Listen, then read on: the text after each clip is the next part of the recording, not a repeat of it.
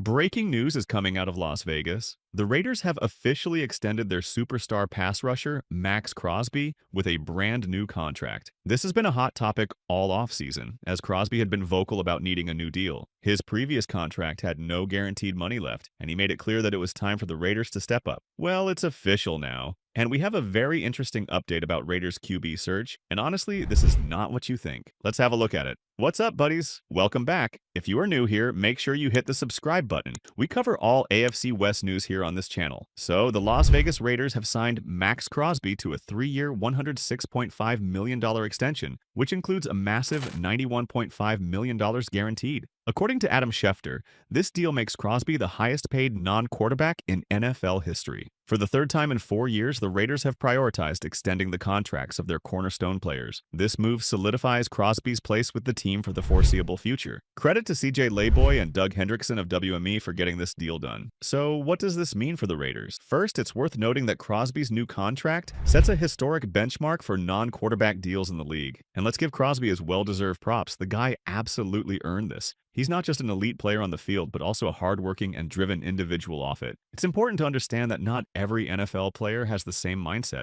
Some are in it purely for the paycheck, while others may not prioritize greatness or winning. Maxx Crosby isn't one of those players. He's someone who genuinely strives for greatness and wants to leave a legacy in the NFL. From his incredible pass rushing technique to his unique movement on the field, Crosby is a rare talent. Players like him don't come around often. So congratulations to Maxx Crosby on this well-deserved extension, and credit to the Raiders for locking down one of the league's most exceptional defensive talent. Let's break down Maxx Crosby's contract in detail. The extended portion of his deal averages $35.5 million per year over 3 years. However, it's important to remember that this extension adds to the 2 years Crosby already had remaining for 2025 and 2026. Those years don't disappear, they're still part of the overall structure. Looking at the cap hits, $35.5 million per year is a significant amount, but that applies to 2027, 2028, and 2029. It's not something the Raiders will feel immediately. For now, Crosby's cap hit this year is set at $27.9 million, and next year it's $24 million. Both are very reasonable numbers for a top 5 defensive end. The Raiders have flexibility here. They can restructure and shift some of the cap hit forward into this year or next year to balance things out. For example, if they move $5 million into this year and another $10 million into next year, it would reduce the average cap hit for those later years to closer to $30 million. This approach is even more manageable considering the NFL's salary cap has been increasing by $20 to $30 million annually. By the time the $35.5 million hits in future years, it will likely be easier to absorb due to the larger cap space. For the Raiders, this deal is a smart move. It locks Crosby in for the next 5 years, ensuring he's with the team until he's about 32 or 33 years old. Of course, there might come a time when Crosby seeks more guaranteed money, but for now, this extension provides stability. It's a win for the Raiders and for Crosby, who is a unique talent. He's not just great at what he does, but also elevates the players around him. Crosby's drive for greatness, combined with his pass rushing skills and leadership, makes him a cornerstone of this team. This deal not only secures an elite player, but also ensures the Raiders' defense has a leader to build around for years to come. And you know how much impact Maxx Crosby has had on the players around him. Take Clelin Ferrell, for example, a player who couldn't even secure a spot on the Carolina Panthers' active roster. The Panthers essentially decided he wasn't worth keeping. But after coming to the Raiders, Ferrell started to develop his game, and Maxx Crosby played a significant role in that progress. Crosby's influence extends beyond just one player.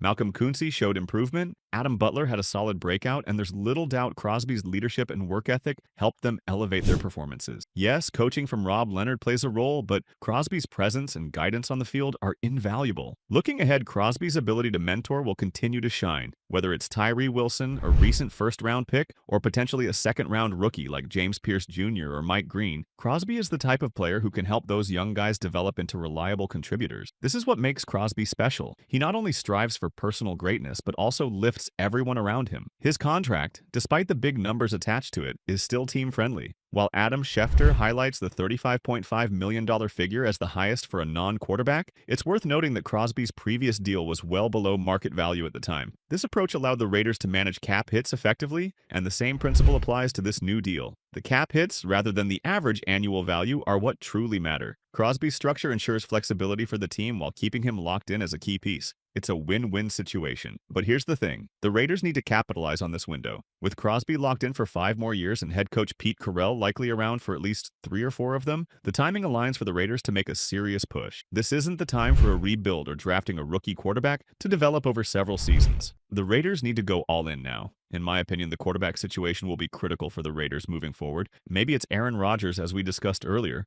or perhaps it's someone like Sam Darnold. Darnold could potentially be brought in for $30 to $40 million, but no matter who it is, the team has some decisions to make. There have been some very interesting updates coming out about the Las Vegas Raiders quarterback, Aidan O'Connell, also. Apparently, he's been working out with none other than Tom Brady. Mike Dixon, the site manager at Vegas Sports Today, recently shared some fascinating insights. Aidan O'Connell attended an off-season event, and Mike asked him about his off-season routine. O'Connell mentioned that he's been working on adding muscle to improve his performance and durability. More interestingly, he's been studying film with Raiders minority owner Tom Brady at the team facility. That's pretty intriguing, right? It's not every day you hear about a young quarterback getting an opportunity to learn from arguably the greatest quarterback in NFL history. Now, we don't know if this was a one-time session or if it's something they've done multiple times. It could have been a handful of sessions or maybe even more. The specifics are unclear. What we do know is that Aidan O'Connell has at least spent some time reviewing tapes with Brady. It's worth noting that O'Connell has often drawn comparisons to Brady in terms of playing style. He's not a quarterback who relies on mobility, like Russell Wilson or Lamar Jackson. Instead, O'Connell is more of a traditional pocket passer.